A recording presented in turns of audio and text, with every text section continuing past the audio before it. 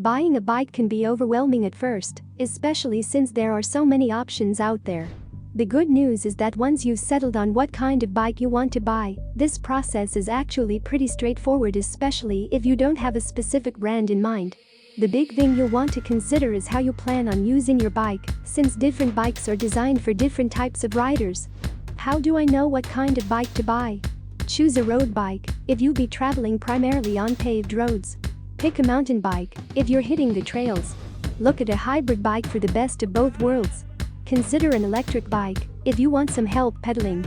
Is it better to buy a used or new bike? Pick a new bike if you want durability and have unique requirements.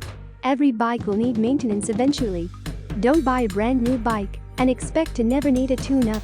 Get a used bike if you're on a budget or just costly riding. What size bike do I need for my height?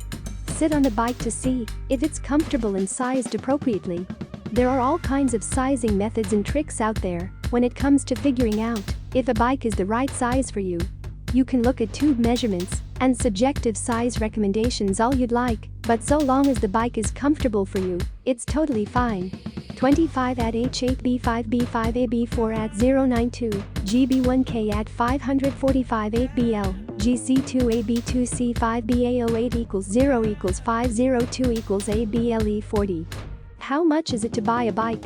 A new bike is probably going to start around $300 $500.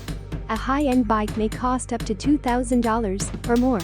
Used bike prices vary, but they may require more maintenance. Where should I buy a bike?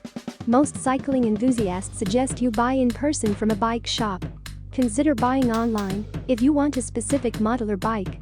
Consider buying a used bike from a private seller to save money. If you're short on storage space, consider buying a folding bike. As the name suggests, these can be folded up to make the bike easier to carry and store. They aren't especially fast, but they get the job done if you don't want a giant bike taking up tons of space in your apartment.